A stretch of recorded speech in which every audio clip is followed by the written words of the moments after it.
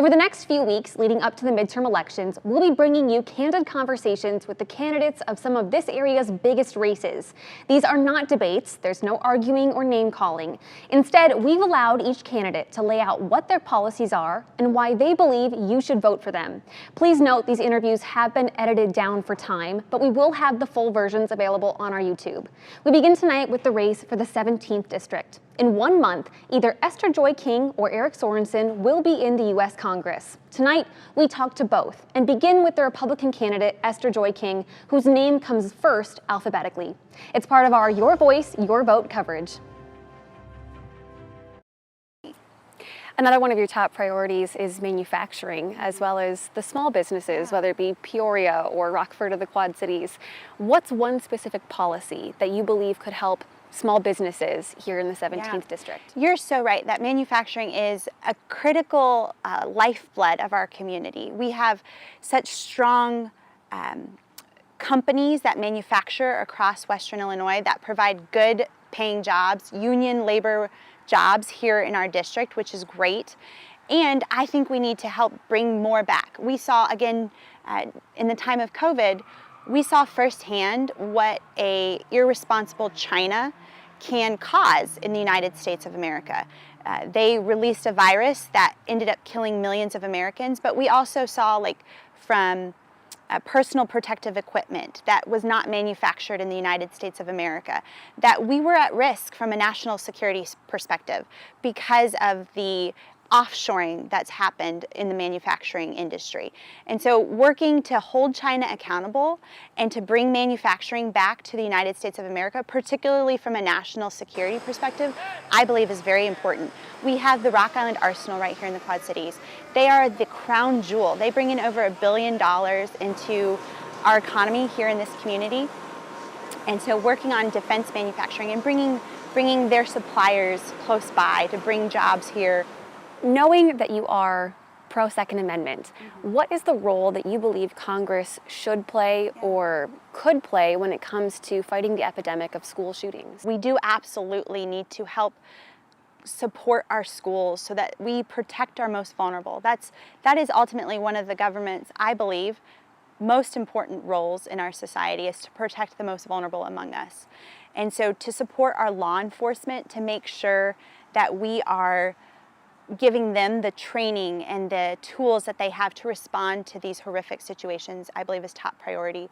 Helping different layers of law enforcement, federal, state, and local law enforcement coordinate up and down the chain to be able to effectively respond, I believe is top concern. And then on the front end, making sure we're helping provide resources for mental health concerns and to help prevent some of the incidents. You are very publicly pro-life, and I'm curious, if you get to Congress,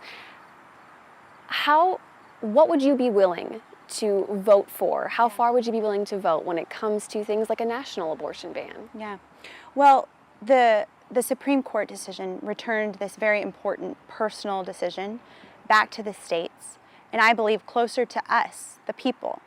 So our voice matters in this conversation, and we are going to come together in an ongoing process to really work through where the state laws are.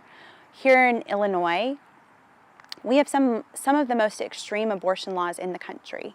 Right now, under J.B. Pritzker, these extreme laws are celebrated by my opponent, we have abortion up to and during birth, paid for by taxpayers without parents involved for minors. Those aren't our values, and that's not who we are. And so this is going to be an ongoing conversation that we have. And when I'm in Congress, I do pledge to help make adoption easier and help support women's health efforts so that on the front end, women have the support they need. You have said publicly that rising costs are your most important issues. Yeah. What specific policy would you want to fight for to help bring costs down in the 17th district? I think number one, it is the cost of prescription drugs. I had a gentleman up in Rockford early on in the campaign, and he came up to me and he goes, "Eric, I need your help." I said, what do you need help with? You know, I'm open and honest, right? How can I help you? And he goes, I pay more for my drugs at CVS every month than I pay for my rent.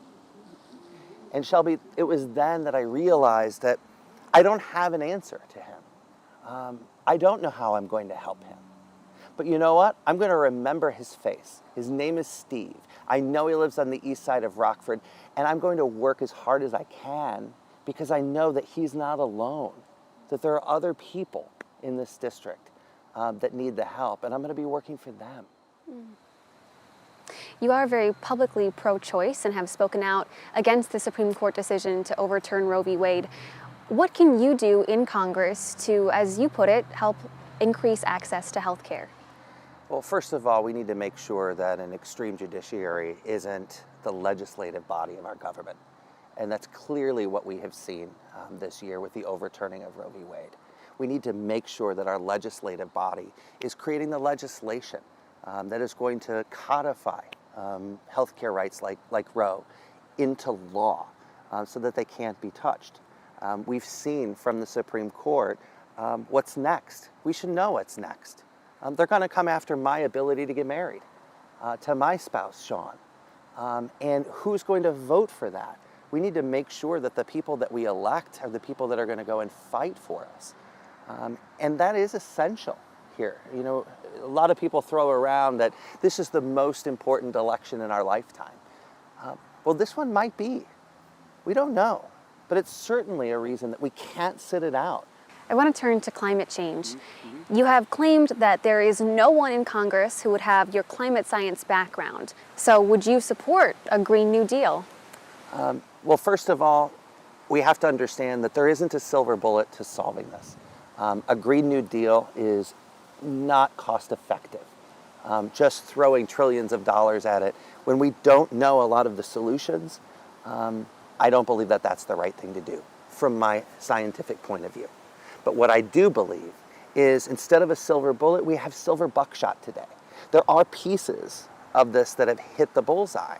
That's why we need someone that's rooted in science to be able to go and say, all right, these pieces work. Let's go and work on these today. And then in a year from now, let's go reanalyze it to see what works. What's an example of a piece that you believe is working? A piece I think that's working, or we need more work on, is we need to rethink our electric grid. Right now, our electric grid will not sustain all of us changing over to electric vehicles. It's not possible.